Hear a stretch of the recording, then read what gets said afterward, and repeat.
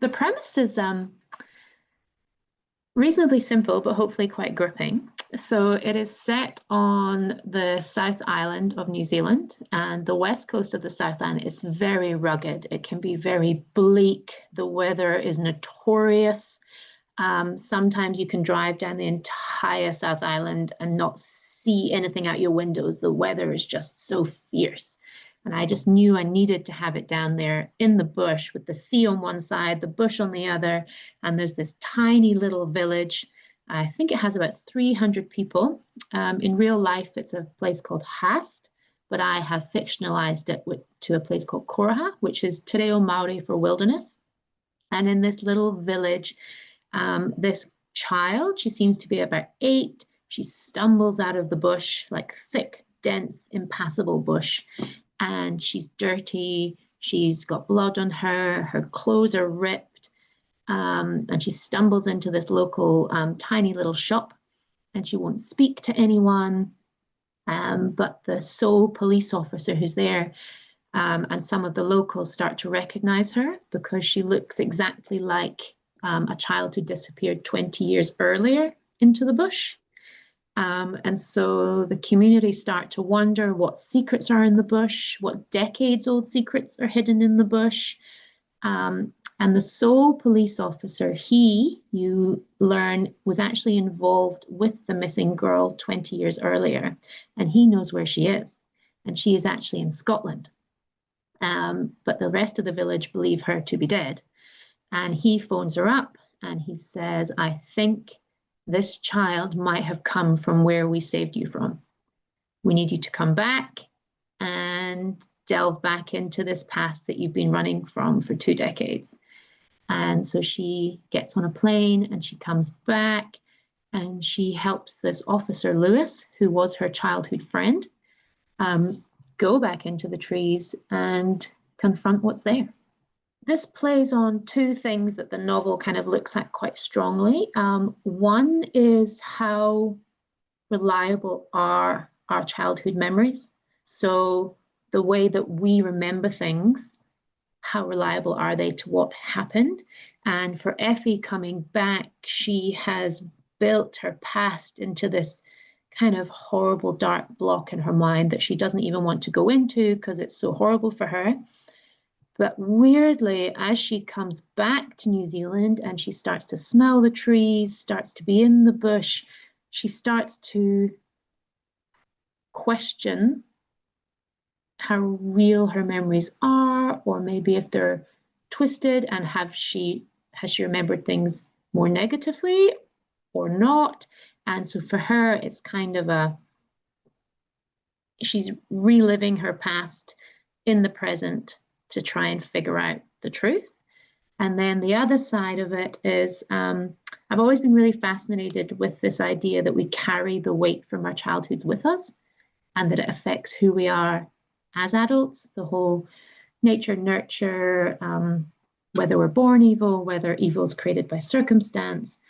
And so this is a big part of coming back for Effie. And for the reader, it's why I've done this dual timeline. So you see Effie as a child and you see her now.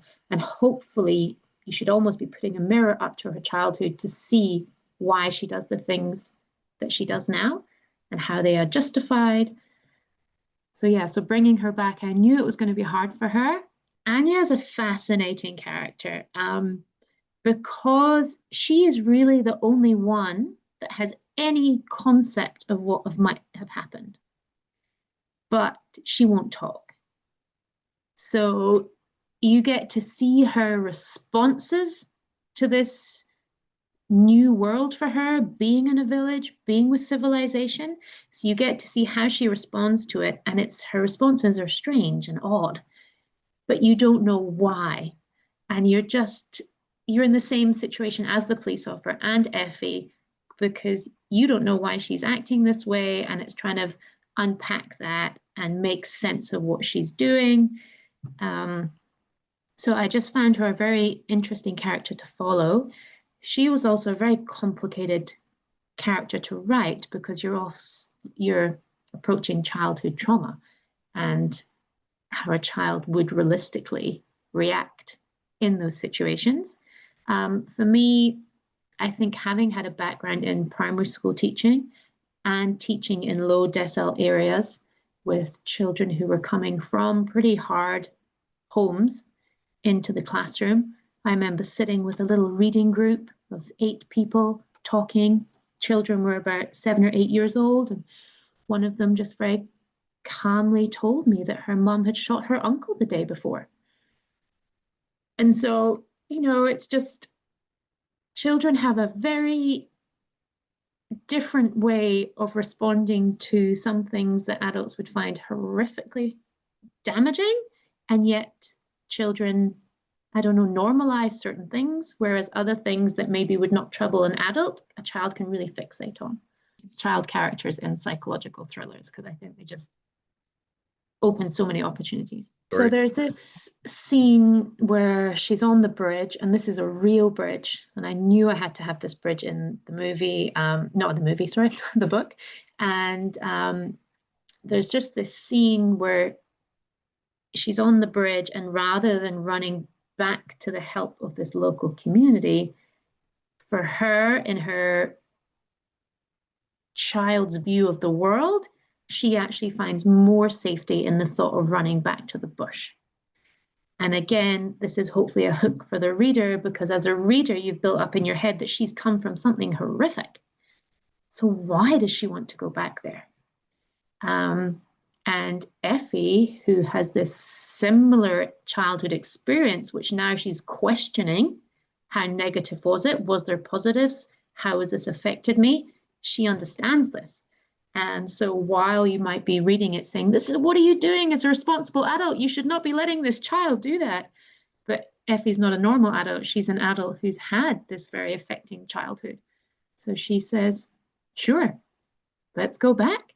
Every single name and place and tree and river is true, is real in the book, apart from the name Koraha, which is a fictionalized version for the village. And so I spent a lot of time looking at maps. We call them topo maps here, to discover all the little streams and rivers and bush. I spent a lot of time in the New Zealand bush, more so maybe on the North Island, because that's where I live. But I've spent many nights in rural huts that have provided a basis for the one in the Vanishing place. I've spent many days either biking in remote bush or hiking in remote bush. And so that sense is all based on real life experiences of the bush, but not that particular area. I was very fortunate to have a couple of DOC rangers, which is Department of Conservation, rangers that lived down there, who could provide me insight on what it was like to be in those places. And there is actually a hut called the Roaring Billy Hut, which is the actual location for the hut in my novel. So I could look up, how would you get to that hut? How did hunters get to that hut? So the times of walking in and out and the places they had to cross, they were all based on actual accounts of people doing it. For Effie, I think for her, it's partly like going back in time, because it hasn't changed. So when she arrives, she sees this hut and it just looks like what she remembered. And so she's having all these feelings, and as she walks up to the hut, of literally like she stepped into her childhood again, but it's when they open the door and it's what they see there that sends the novel off in a new direction. And I guess Effie kind of has to be pulled out of her childhood and into the present to deal with this huge thing that they find. So no, I didn't plot at all with this particular novel. So for example, as I'm writing those characters coming up to open that door, I didn't really know what was going to be on the other side of the door until they did. So I kind of write it as it happens. And then it's kind of thinking, okay, I know my characters, how would they respond to what they now see? And it's just a case of following that. And a lot of it is to do with Effie's relationship that she had with her dad. And she has over the years grown to hate her dad. And what they find in the bush kind of confirms this for her. And so she's almost going on a mission to prove that he was this horrible man that has damaged her for the rest of her life. But she's also hoping that in solving this, she can also do good for the little girl, Anya.